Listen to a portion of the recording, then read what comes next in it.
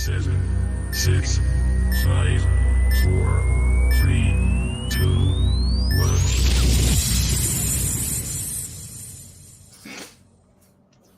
1. Welcome, Wildcards, to another edition of Savage Universe. On today's show, we have Cameron Lyle of Battlefield Press. Welcome, Cameron. Thank you for having me. How you doing? Pretty good. It's a nice Thursday. I'm one of the few holding down the fort, not at GameholeCon this weekend, so I'm a little jealous, a little FOMO going on. Jay and the crew seem to be having a lot of fun demoing Doomguard, which is really awesome. I got to play at Shane's place a couple weeks back, so we're excited for people to get to see that, and hopefully we'll be kickstarting that or debuting it on GameFound, I think, early in the new year, so somewhere in January, I think. So.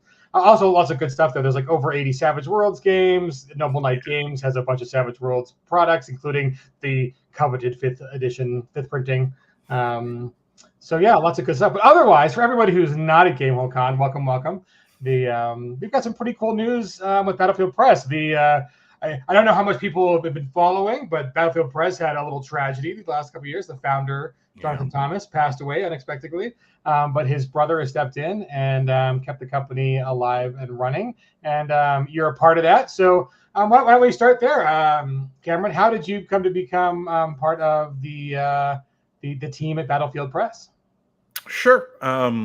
So I met Jonathan Thompson pretty much by accident, thanks to the giant electronic sandbox that is the internet.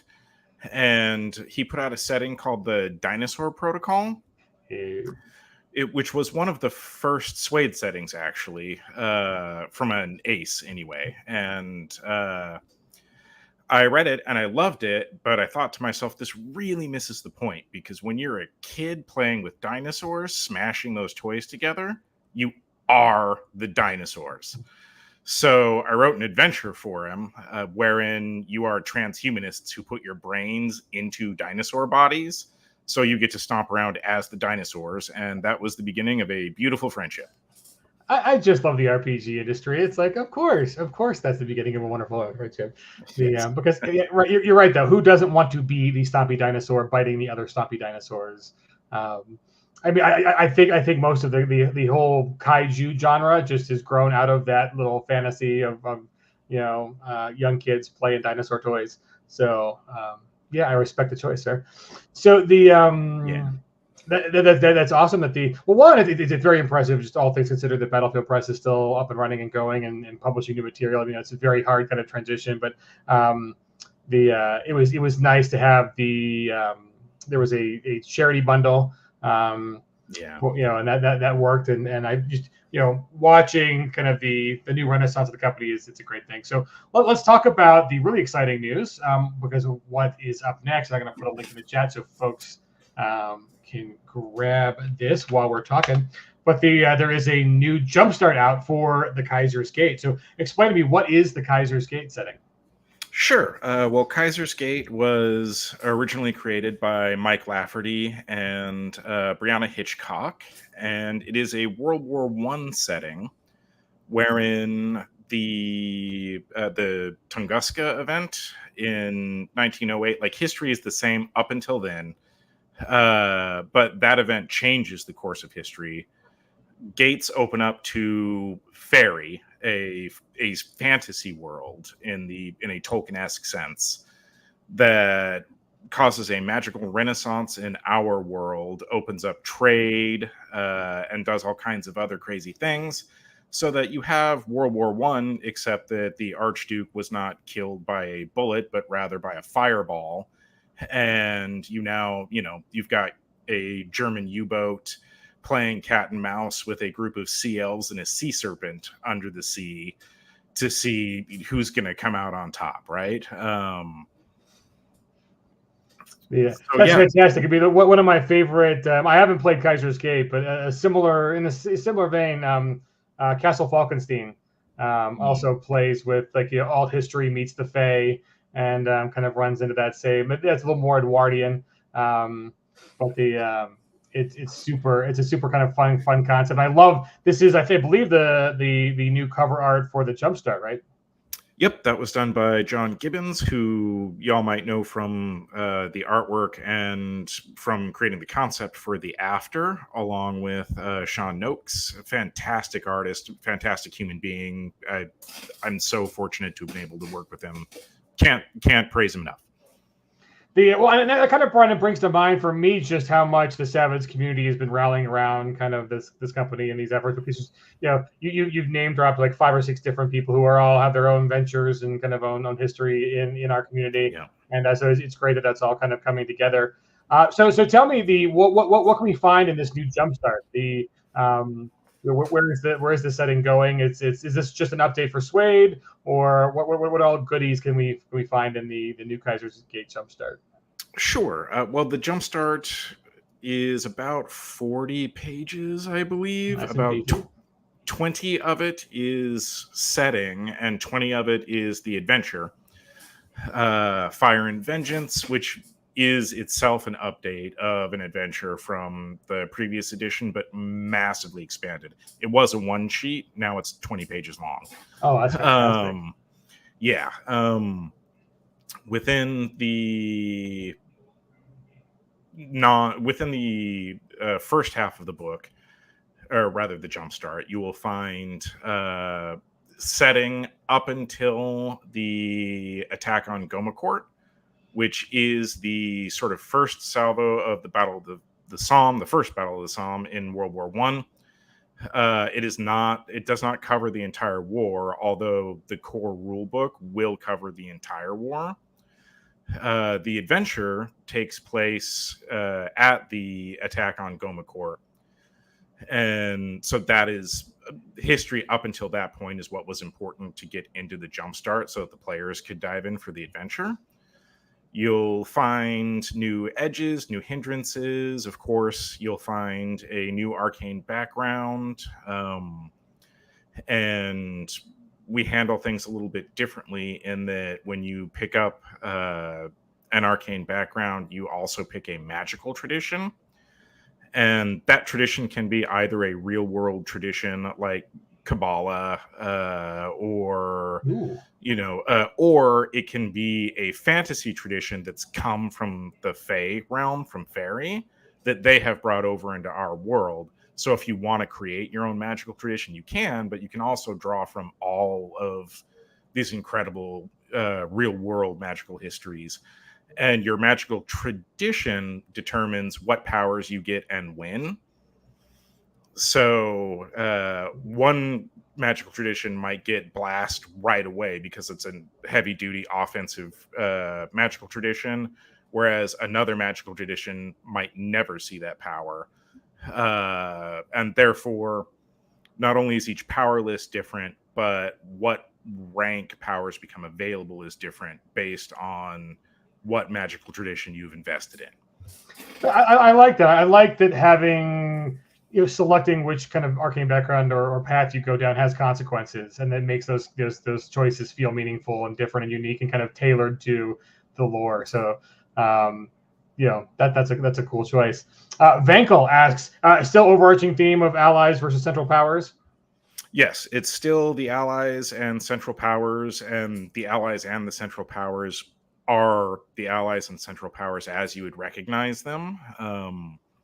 However, across the gates in the world of Fairy, our war is having geopolitical ramifications there, which we in our world are not necessarily privy to understanding, but is having ramifications on the war here in our world, because one gate, for example, might open to a place where the Fae folk that are coming across and wanting to trade have access to wyverns. And these wyverns, then the Germans might want to trade for in order to be able to ride. No one else can get those wyverns because the only portal that opens to where the wyverns live happens to be in the Kaiser's territory. Likewise, the French have access to griffins. And as people begin to trade their mythical beasts and their magical items and goods and services over here, naturally, their political enemies on their side of the gates are beginning to change and maneuver and behave in ways that we can't see or understand in our world, because time does not flow always on a one-to-one basis between our world and the world of fairy.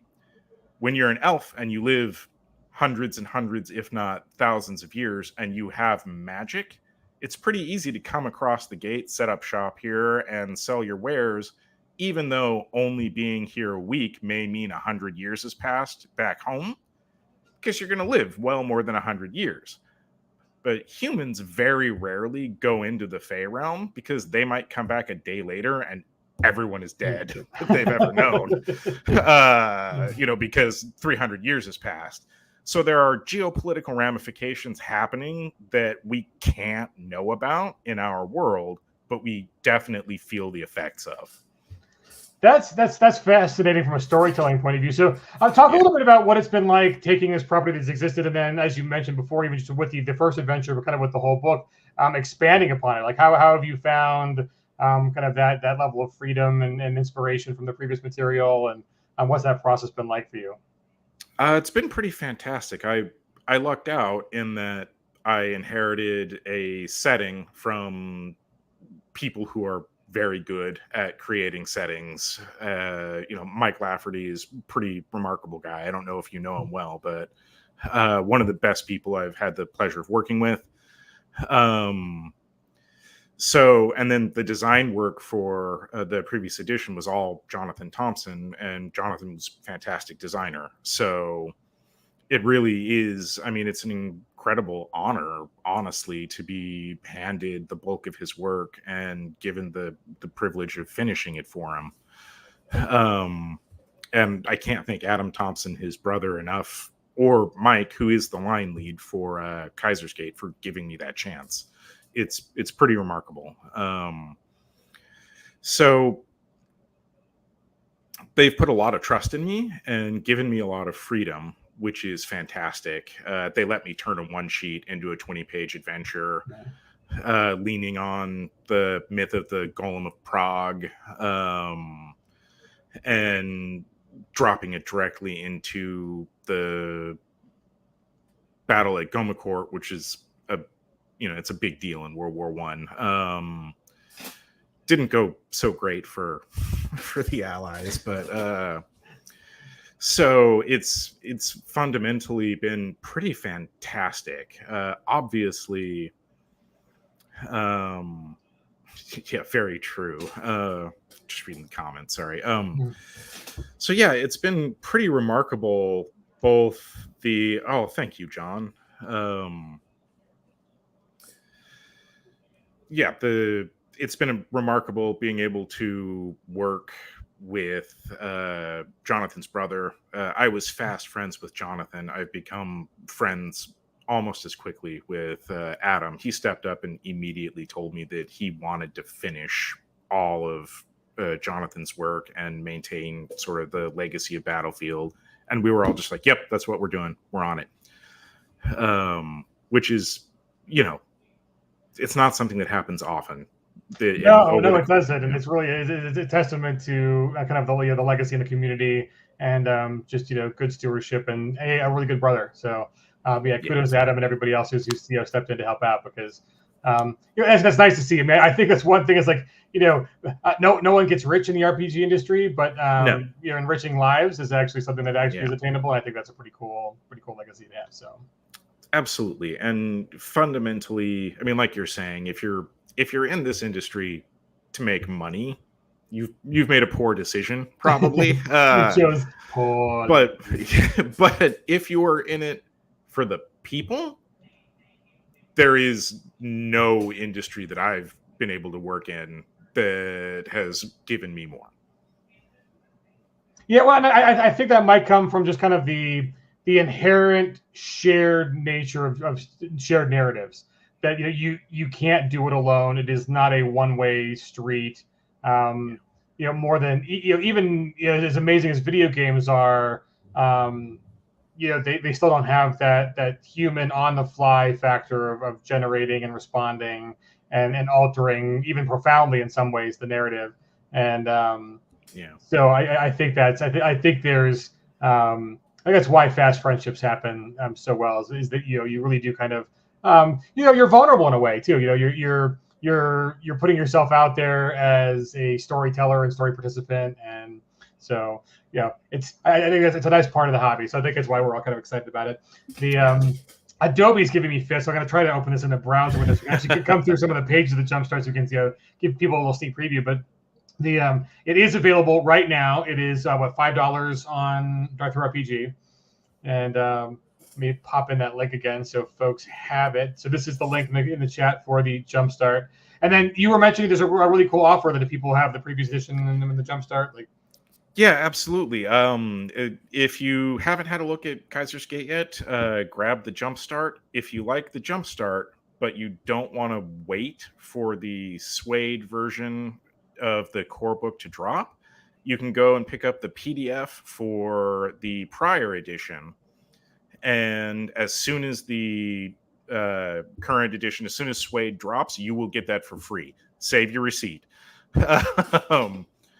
But yeah, basically, if you like it, all of the mechanical fun, you'll get enough of the new Suede mechanical fun in the JumpStart that you can marry it with all the background and everything from the deluxe edition version if you want, and if you just can't wait and you're chomping at the bit. And if you grab that PDF, you will get the PDF for the Suede version when it drops for free, as long as you can prove that you bought it. So don't lose that receipt. Yeah, that's awesome, you guys. That's really nice. And I also just really appreciate that it's like, it really helps people get into it. And then also, I mean, the previous edition was fantastic. I mean, that's kind of one thing that I think is kind of a great little legacy of Savage Worlds is, we've made incremental updates, over the time, but like all the books are still eminently playable. Nothing is really outdated. It's not really that hard to kind of bring stuff up to the current rule set. And how's it going, John Doom? We want pictures of you in your Savage World shirt, sir. I'm repping mine today. These are the let's see, there we go, the new shirts. We get the beard out of the way. But yeah, all the folks from GameHoldCon are repping the company, and there's a Doom Guard on the back. Let me see if I do have an extra one here so I can show you guys the Doom Guard logo. Is it big enough? A little more that way, this way. Anyways, Nice. So yeah, all you guys at GameHoldCon, I'm glad you're tuning in and having fun. I'd say don't start rolling dice without us, but we're at home and you're not. So it's too late for that. Right, too late. But it's not too late to get into Kaiser's Gate. So so looking at this JumpStart, I love that you've really given a very meaty adventure in this JumpStart. It's like a lot of JumpStarts are you're doing the one-page thing. One of the questions I think I saw before was talking about is there going to be a separate like campaign book, plot point book? What is actually is planned for the actual new release? Is there going to be a campaign with it? How much beyond adventures, or is it just a setting book? What's actually on the plans for the big release? Sure. So for the moment, the JumpStart and the Suede core book are what is planned. We are we're definitely interested in putting out a plot point campaign. We have to gauge interest in that as product before we make a decision. But I know for a fact that all of us would love to do it. We've talked about it, so it's just a matter of gauging whether or not that's something that people are really interested in. Would be a full PPC. Nice. The good call. The I mean, folks are paying attention into the JumpStart. It's a pretty beefy document, and it's a lot of some really great background that's kind of succinctly handled, but you do have enough to be able to run the adventure, kind of get an idea for the setting. Don't read too carefully, players, because there's some GM stuff in here. But let me see if I won't go all the way to the end, but I'll show you the back too. But who doesn't like biplanes and kind of the crazed? It's kind of revolutionary time in the world where you've got World War I is kind of a very just a stick like coming off the Enlightenment, and you've got all these just the new technology that is kind of taken for granted in our era. And a world war, but like not one that had nukes. So there wasn't really the whole kind of concept of like being able to destroy all of humanity in one fell swoop. And no, but trench warfare was a pretty fantastic new meat grinder for human beings at that time. That is true, right? And it's kind of amazing to still see just like the legacy of that across France. Where they take satellite photos, and there's just those trenches are still visible in the landscape. And there's been some really good kind of little renaissance in film looking back at this era too. I mean, between Christopher Nolan and a couple of other big kind of budget movies kind of covering World War One. It's an interesting time, and then adding on the Fey elements and kind of being able to divert from that. So I want to talk about that for a hot second. What's it like being like using historical material as a springboard and as a source, but then having the freedom to really shake things up, add the weirdness, diverge from our own timeline, so that you're really not you don't have to be worried about players cosplaying or staying aligned to any kind of in singular story that actually happened. Like it is familiar to our world, and you can bring in real world research, but like you've got the freedom to kind of go where you want with it, because everything is fundamentally different because of these gates that have opened up in the Fey realm. What's it been like kind of playing in that sandbox? So from a production standpoint, Savage Worlds and alt history are peanut butter and jelly, right? They go together so fantastically. In terms of actual work, it is a two-edged sword, and it is wonderful in that you have this enormous treasure trove of actual real world stuff that you get to dig into and then play with, which is it's just fantastic, but you have to actually dig into it before you can play with it, which is a whole lot of research. And research is really, like, I'm someone on a personal level where if I don't understand a topic, I'm going to dive into a ridiculous rabbit hole for a very long time before I come back out. And I'm like, okay, now I'm competent to write a page and a half, a month and a half later or whatever. Because I sort of feel like your mythic elements, your magic elements have to be earned. They can't just be lazy. You can't just be like, I don't understand that, so magic. People will pick up on that. But if for example, the Germans pretty much didn't use tanks until the very end of World War I, because they didn't have fantastic tank production, so instead they would steal tanks from the Allied powers after they'd killed the people and take it, so that they would then use Allied tanks against them. Then I didn't know any of that, by the way, until I began this little adventure.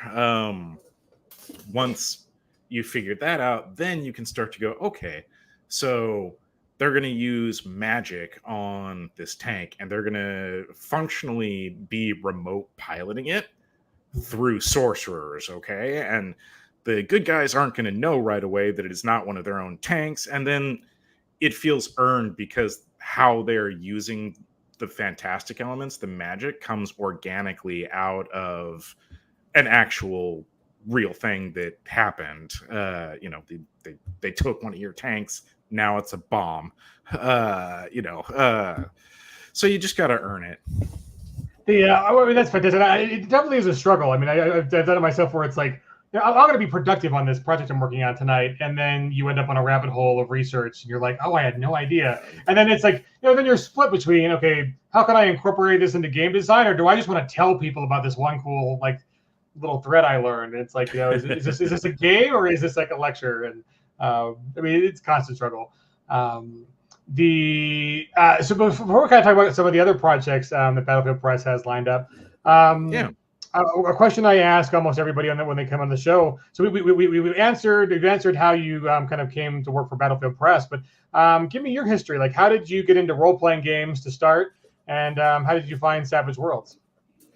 My very first role-playing game was in 4th grade behind a ball shed. Nice. And it was actually a game of the original face-rip Marvel superheroes. Oh wow, that's the first time I've had someone name that one as their end. Wow. Yep. And because the person who's running the game, big comic book guy, and I'm so okay. In fairness, when I was like 3, 4, maybe 5 years old, I came across a red box in my folks' house, but I didn't know what it was. So I never played it. I just looked at it and went, this is great. Back into the box it goes. But the first time I ever actually really got into role-playing games was with Marvel Superheroes Face Rip. Loved it.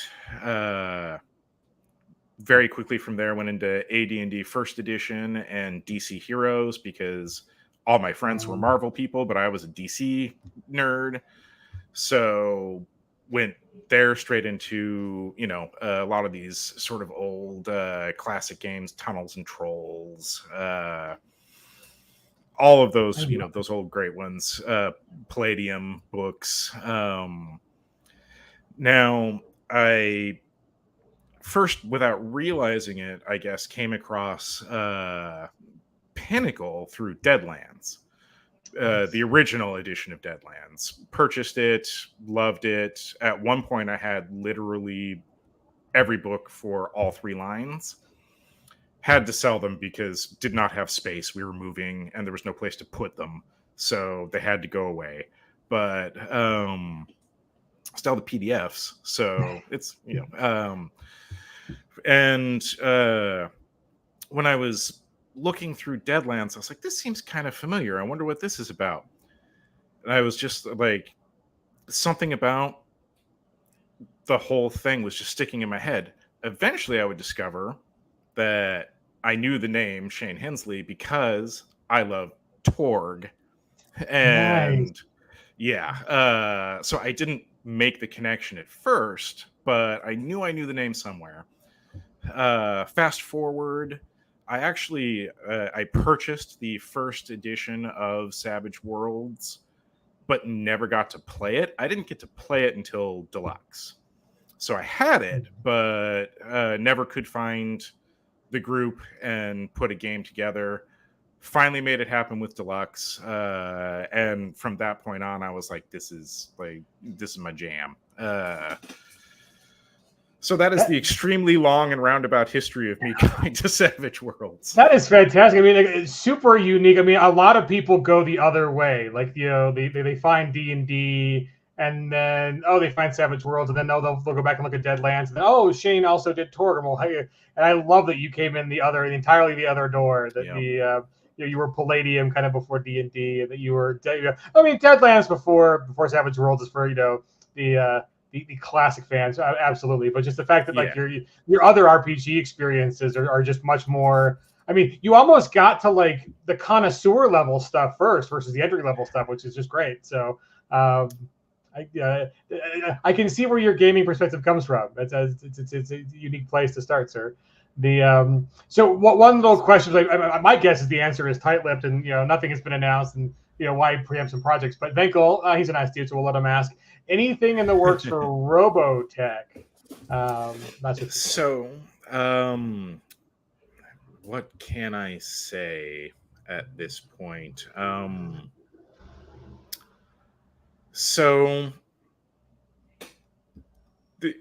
will state the obvious. There are things happening with a Robotech RPG and further Robotech RPG stuff. I am not personally involved in any of it. However, stay tuned because Battlefield may or may not eventually have a more public announcement about such a thing. Well, that's great. That's perfect. 10 points for that answer, sir. Scratch the itch. Didn't reveal too much to get yourself in any trouble. And good answer. Right? Yeah. So there's actually not up next, but on the docket. So we won't make you give any dates. But one of the other properties that is also super compelling. Really love the kind of mix up of again also fits the very Savage World. See, it's like you got to throw in some horror, you throw in some historical time period, but you also throw in the weirdness. So again, you get the access where you can add in your own research and historical knowledge, but also the freedom access of, hey, things are kind of very different and blown up here.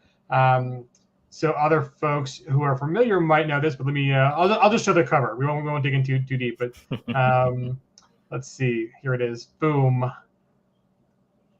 Bloodshadows. So tell me, sir, what is Bloodshadows, and what are we seeing on this great cover here? Sure.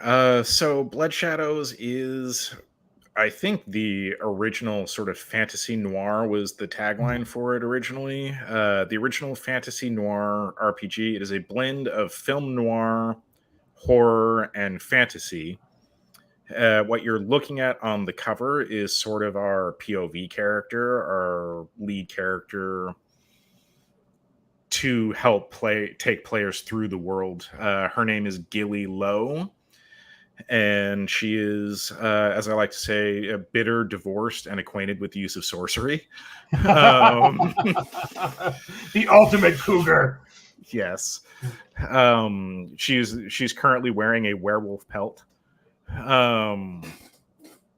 And she is a detective in the world of Bloodshadows. Now, Bloodshadows does not take place on Earth. It takes place on a planet called Marl. In the about 1,000 years after what's known as the God War. And essentially, you have order and chaos as opposing forces in this world, and all of the unnatural entities have an affinity for one or the other, although they're not, like, many of them, for example, will retain free will. They don't have to align with that side. But what has begun to happen in the world of Bloodshadows is that those forces are gearing up again to continue the God War, and mankind is caught in the middle. So if you think cast a deadly spell, that's always the immediate go-to if anyone has seen that film from, I think, the 90s HBO. Oh, it's so good. Yeah.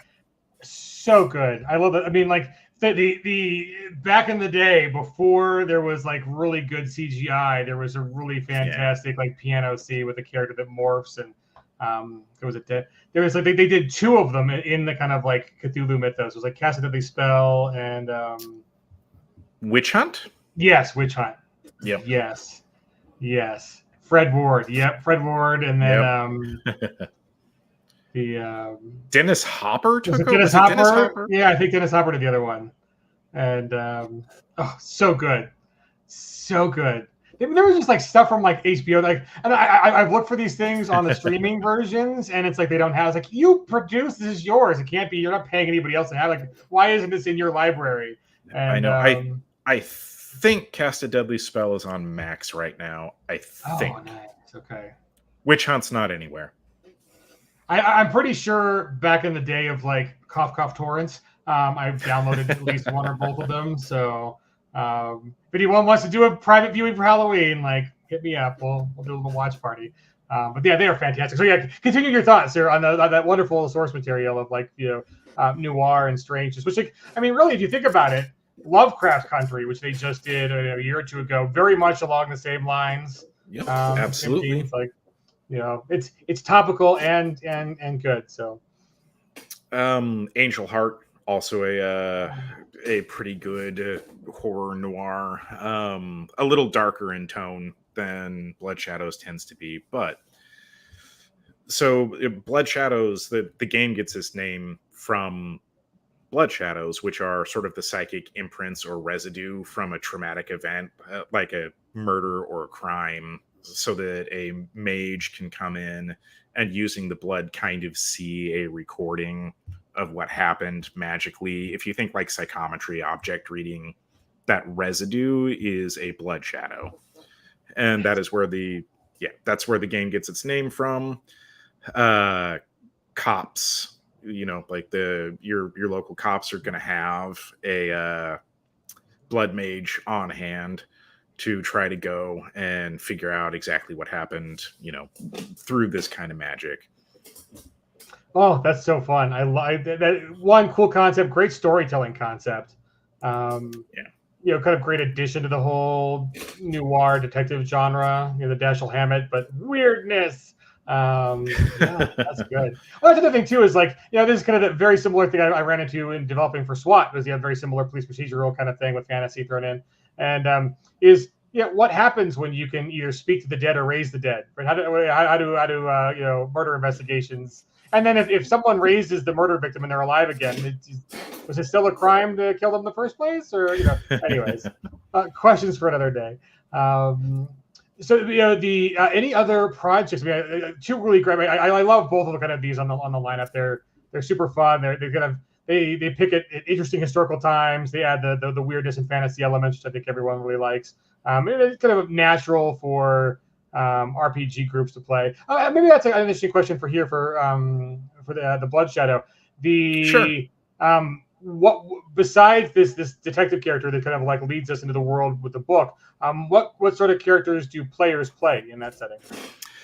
So, as you might expect in a noir setting, we want to encourage people to play a little more morally gray. Every single person in the world of Bloodshadows can learn magic. You don't need an arcane background, actually, in this book in order to learn magic. But you will only be able to know petty magic unless you get an arcane background. So that's why you might want to learn. But people are even born with magical abilities sometimes. I like that as an entry, because I mean that makes, by being at least the petty stuff so accessible, it makes it a little more prevalent, and like characters can tiptoe their way into like, ooh, I like this, but what happens if I go deeper, or if I do more? Like, yeah, it's like the first hit is free, kids. But then you got to buy the subscription, and it's really hard to cancel. Yep. So yeah, and anyone can learn magic at any time as long as they're, they put themselves to it. Magic is incredibly prevalent, much like it was in Cast a Deadly Spell. Your plumber is going to be a water mage. The guy that fixes your furnace is going to be like, it's workaday magic, right? It's weird to use the word mundane with magic, but that's, your car doesn't have gasoline. Instead, it's run on magic, et cetera, et cetera. But as far as character types, so noir as a tradition is famous for, bitter loners, right? Whereas if you are familiar with the Maltese Falcon, Sam Spade only cares that his partner was killed because it's going to hurt his reputation if he doesn't do something about it. He doesn't actually care about his partner at all. So that's fantastic for noir, but not so fantastic in a role-playing game where you need a group of people to function together. So we've actually created a couple of setting rules that work together in order to remedy that. The first goes directly to the type of people. And when I design, I don't want to tell people they can't. I just want to try to encourage them to do what is more in line with the genre forever. If you want to play the incredibly, heroic, not at all morally gray paladin type in Bloodshadows, you should be able to.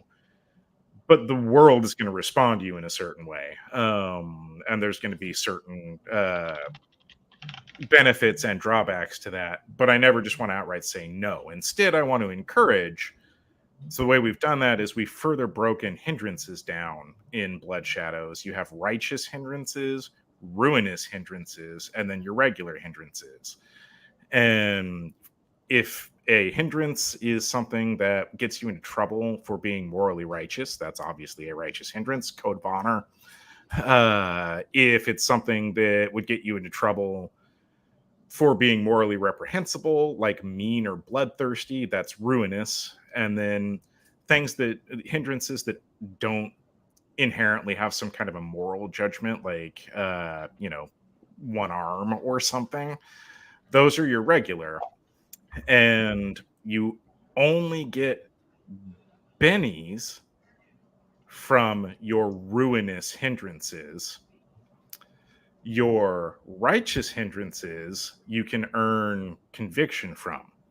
So we've altered the Benny economy. We want to encourage people to play that morally gray and be able to take some righteous and some ruinous, so that they're not irredeemable bastards, but they've got some things about them that are a little darker, by designing in such a way that if you're not on both ends of the spectrum, you're going to have a harder time earning those bennies or that conviction, both of which is going to come in. You're encouraged to play a character that's more in line with noir, but it's not just noir, it's also fantasy.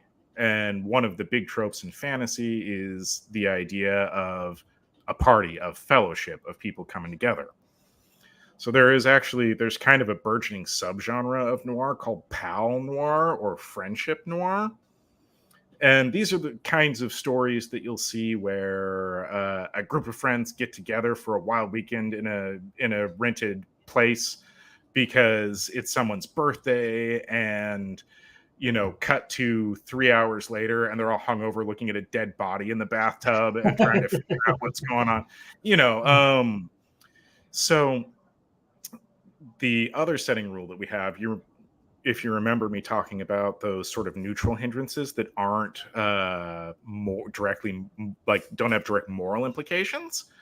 So you can't get bennies or conviction from those, but the rest of your party can, and vice versa. Oh, nice.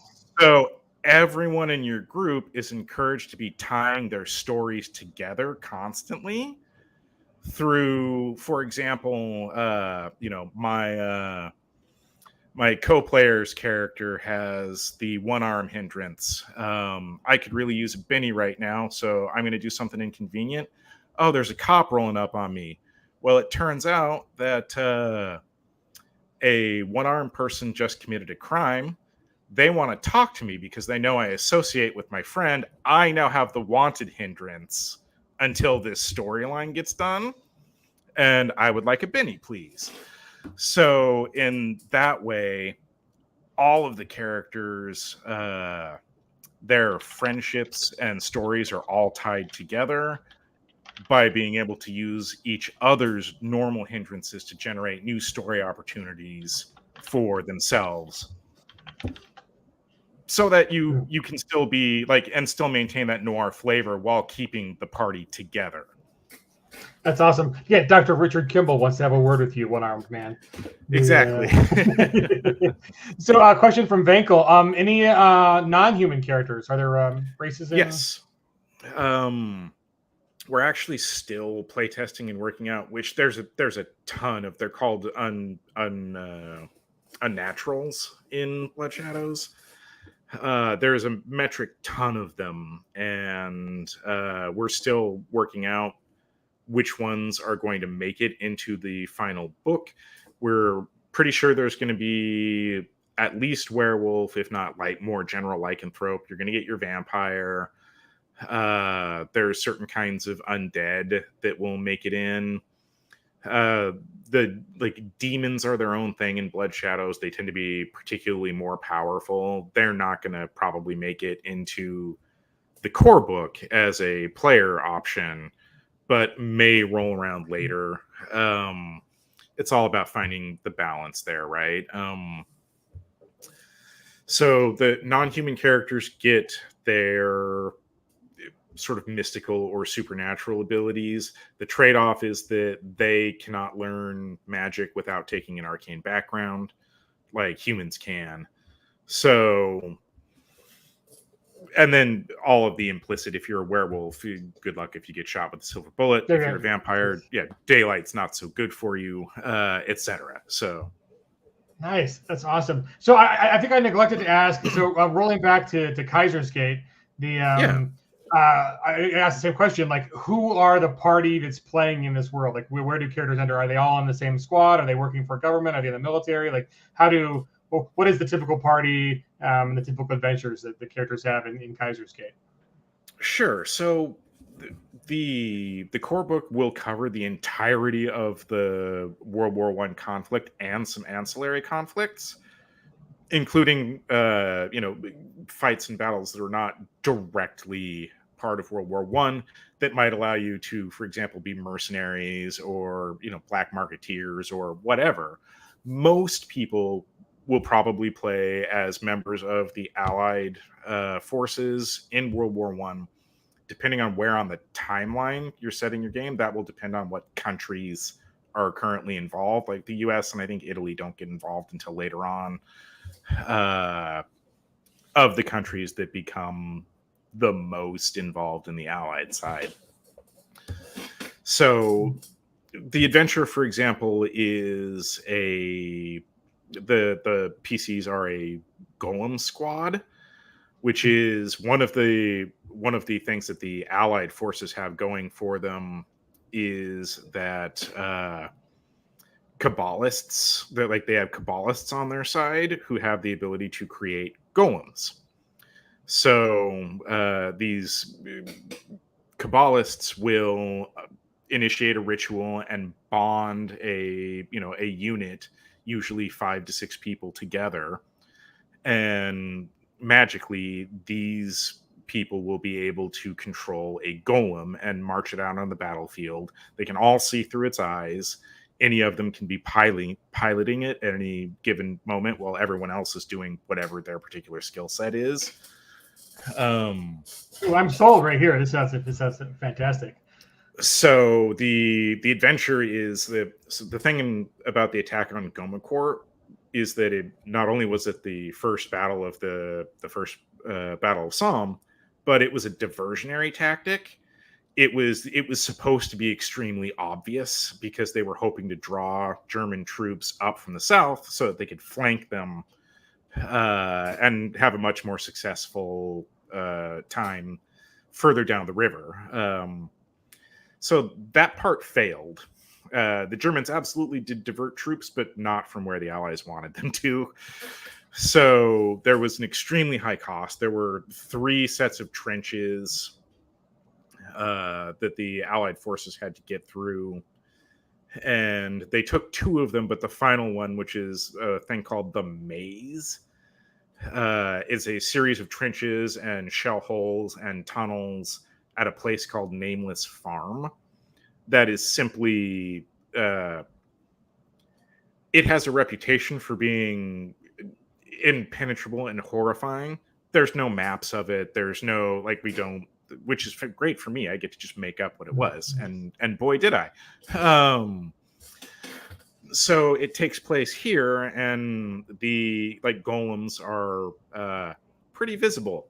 So the PCs get to maneuver this golem as the sort of spearhead crossing no man's land to take out the barbed wire and allow the Allied forces to take the trenches, hopefully making their way to Nameless Farm and the barn that is there past the maze, because the Central forces have fortified, it's a rickety old barn in the middle of a tiny French town that no one really should care about if it weren't for the Somme, but they're reinforcing this barn for some reason, and that's probably not a good reason.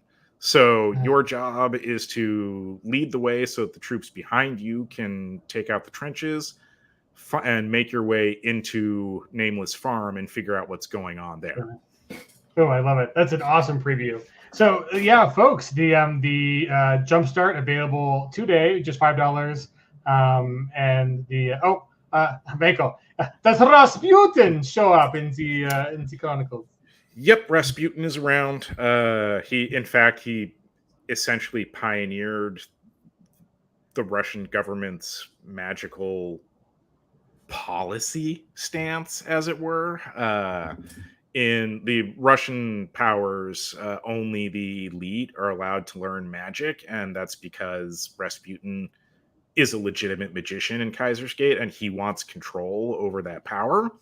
So that actually puts the Russian army at a disadvantage in some ways, because not everyone has access to magic. They have a lot less sorcerers going for them. But it's better for Rasputin, and that's really what Rasputin cares about. So... Oh, good stuff. I love this mix. I love the reinvention. There's just so many cool plots you can kind of throw out of this. So you can find out what is in the unnamed farm, the literal no man's land, the maze. So yeah, pick up the JumpStart, guys, and support the. All right, is the whole book going to come to Kickstarter when it's ready, or what's the idea? Do you know what the plans are for the full release? The core book has been kickstarted. Nice. So once, and it was successful. So once we are finished with it, it will be dropping probably directly into DTRPG and into people's mailboxes if they backed. Oh, fantastic! Oh, good news, good news. So and then if you haven't kept up with Battlefield Press, there's a Facebook link, the Facebook group. Go there, give them a like and a follow. So you can keep up with all the rejuvenation of the things that Adam and company are doing. Any final thoughts from you, Cameron, on what to let folks know? Any links? Anything else you want to share? No, just thank you for having me on. Thank you for letting me kind of begin the process of helping to reintroduce Battlefield. Thank you to everyone who tuned in for doing so. And this was fantastic. Thanks for putting up with me. Oh, no, it's fantastic. I'm going to talk more. I've got so many cool ideas coming out of this. It's just, taking historical fiction and adding weirdness and just kind of fun and running with it is my bread and butter. So we'll have to talk more about all those things that you guys are working on as well. Any other projects that you've worked on outside of Battlefield Press you want to name drop, or anything else? Yeah, unsurprisingly, considering people I was mentioning earlier, if you haven't checked it out yet, check out The After. I love that setting, and I wrote a pretty significant Savage Tale for the Plot Point campaign that's coming out. I think it's in layout, Mike said, as a matter of fact. That'll be out soon. But yes, definitely check out The After. If you haven't checked out Dinosaur Protocol, come on, it's dinosaurs. And let me see, what else is on my sort of favorites list. The After is great. I got a chance to play. Brian McCabe, a longtime friend, ran a one shot for us, I think about a month ago, and really fun setting. Nice. So we're like, can we make more of this, please, more. Good. Outstanding. Yeah. I've written 2 adventures for The After. I'm proud of both of them. So go check that out, and hopefully you also will like them. Awesome. Well, yeah, anytime you got something to any wares to pitch, Cameron, we're working back on the show. Just drop a line to JMRI and we'll have you on, because you guys are doing great work. And I'm looking forward to kind of seeing. Congratulations on the successful Kickstarter, and getting the JumpStart out there is great. But congratulations on all the stuff. So yeah, folks, I think we'll be back next week. JM will be back in the chair. And other than that, get out there, play some Savage Worlds, have a great weekend. Oh, and I cannot forget, Halloween 4. Let me drop a link for folks, because that would be remiss of me if I didn't let you guys know. So yeah, Halloween 4 is on the books. You can go and sign up today to play in the games. There's more than a dozen games already up there. If you want to run some games over the weekend, we welcome you to do that as well. Let me find my link. Because of course, let's see. It's on Tabletop Events. There we go. Tabletop Events /conventions/Halloween-4. Here we go. Here it is. So here we go. Ooh. Oh, and a nice Facebook user mentioned that Wizards and Wise Guys is also available on Director RPG. Similar, but Prohibition era. Awesome. And then here we go. There it is. Tabletop Events /conventions Halloween-4 events. Sign up now. It's free. Pick up a badge. Join some games. You want to run some games. I'm still approving submissions. And I just, as I'm logging in right now, there's submissions to approve. And let's see who the lucky game master running a game for us is. Ooh, Patient Zero. Peter Johnson running it. Let's see, what day is he going to run it on? Thursday. So, look, even Thursday game. So get in there, grab some tickets, submit some games. Halloween will be a little bit more subdued this year because we've got half of our staff out of town or just getting back in for it. So we won't be running as many games, but the fans are not slowing down. So there's more than a dozen games already on the books. So join us. It's free and fun. Otherwise, thank you again, Cameron. It was a pleasure. Looking forward to the next thing. So when you get Bloodshadow out, we'll have you back on, talk about it. Any other projects you got coming up, let us know, and we'll share it with the community. We appreciate you. Awesome. Thank you. Awesome. Well, catch you later, Wildcards. Have a great weekend.